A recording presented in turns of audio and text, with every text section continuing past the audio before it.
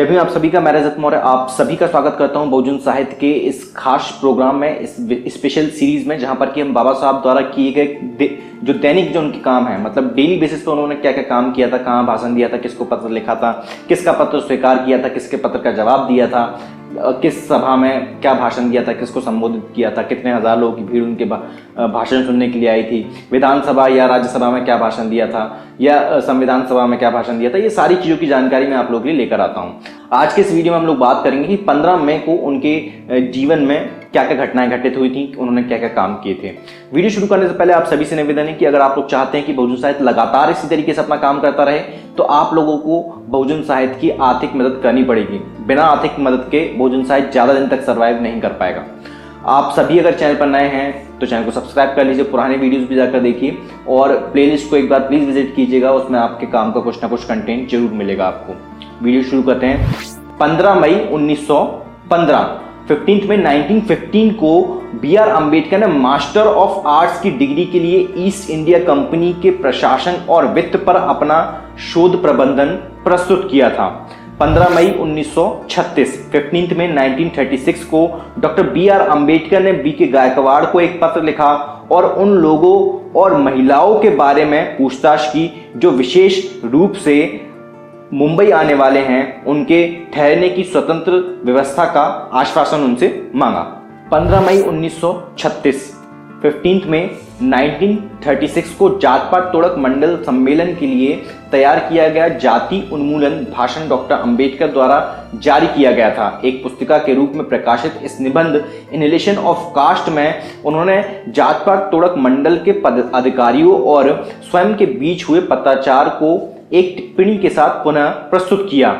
लेकिन ऐसा है या नहीं, यह निश्चित रूप से है। मेरे जीवन में पहली बार स्वर्ण हिंदुओं के एक सम्मेलन की अध्यक्षता करने के लिए आमंत्रित किया गया है। मुझे खेद है कि यह एक त्रासदी में समाप्त हो गया, लेकिन एक ऐसे दुखद रिश्ते से क्या उम्मीद की जा सकती है जो स्वर्ण हिंदुओं के सुधारक संप्रदाय और अछूतों के स्वाभिमानी संप्रदाय के बीच संबंध है, जहां पूर्व में अपने रूढ़िवादी अनुयायियों को अलग करने की कोई इच्छा नहीं है और बाद वाले के पास सुधार पर जोर देने के अलावा कोई विकल्प नहीं है।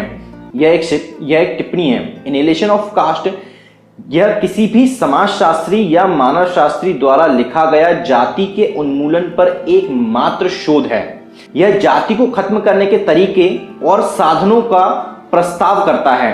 अब इसे दास कैपिटल और मार्क्स के कम्युनिस्ट घोषणा पत्र की तुलना में सिद्धांत के एक बड़े दस्तावेज के रूप में माना जाता है और पढ़ा जाता है। 15 मई 1938, 15 मई 1938 को डॉक्टर B.R. अम्बेडकर देवरुख, अरावली, गोहारा, खेड़ और दापोली कोंकण क्षेत्र महाराष्ट्र में कई सभाओं को संबोधित करते हैं।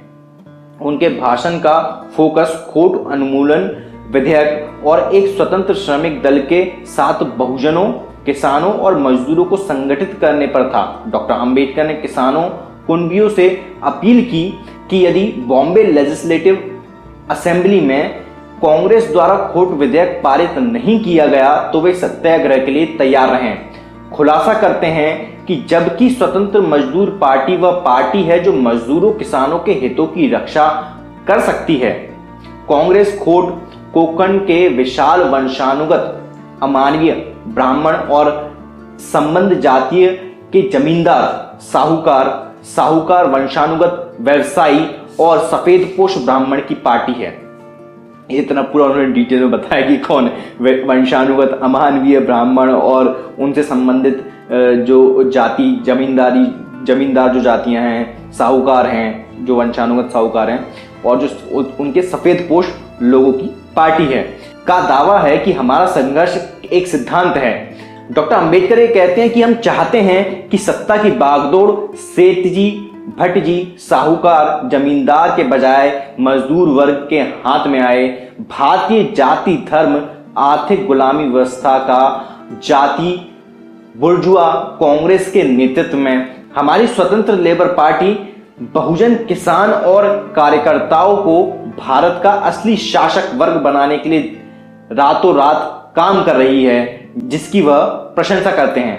मतलब बाबा साहब 1938 में किस तरह के विचार रखते थे, और वो यहाँ पर दलितों की बात नहीं कर रहे हैं, वो यहाँ पर अछूतों की बात नहीं कर रहे हैं, वो बात कर रहे हैं किसानों की और मजदूरों की।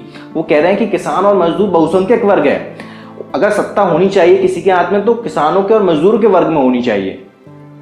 और हम लोगों ने, या एक इस देश का जो शासक वर्ग है उसने बाबा साहब को सिर्फ एक जाति विशेष तक समेट के रख दिया।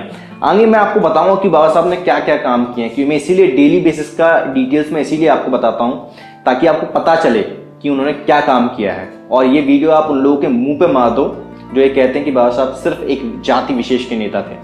15 मई 1951, 15 मई 1951 को PRA 1950 पर बहस करते हुए माननीय डॉक्टर BR अम्बेडकर कहते हैं, तो हम में से प्रत्येक को मौलिक अधिकारों और निर्देशक सिद्धांतों और प्रस्तावना को प्रभावी बनाने के लिए उचित उम्मीदवारों का चयन करने के लिए अपने स्तर पर सर्वश्रेष्ठ प्रयास करना चाहिए। अब क्या हम वो काम कर रहे हैं? खुद अपने आप से पूछिएगा कि क्या जब आप वोट डालने के लिए जाते हैं तो आप उस जो कैंडिडेट है उसके अंदर क्या गुण देखते हो? कमेंट करके मुझे बताइएगा कि आप क्या गुण देखकर किसी को वोट देते हो। मिलता हूं मैं आपसे अगली वीडियो में। उम्मीद करता हूं इस वीडियो से आप लोगों ने कुछ ना कुछ सीखा होगा।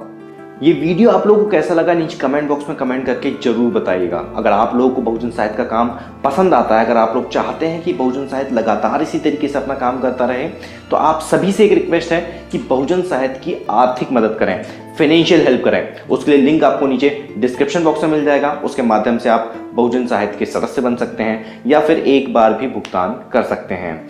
मैं रजत मौर्य मिलता हूं आपसे अगली वीडियो में, फिर किसी किताब के साथ, फिर किसी ऑथर के साथ, फिर किसी किताब पर चर्चा के साथ, फिर किसी बुक रिव्यू के साथ। तब तक अपना और अपनों का ध्यान रखें, पढ़ने की आदत को विकसित करें, क्योंकि पढ़ेगा इंडिया तभी तो बढ़ेगा इंडिया। जय भीम, जय भारत, जय संविधान, जय जोहार।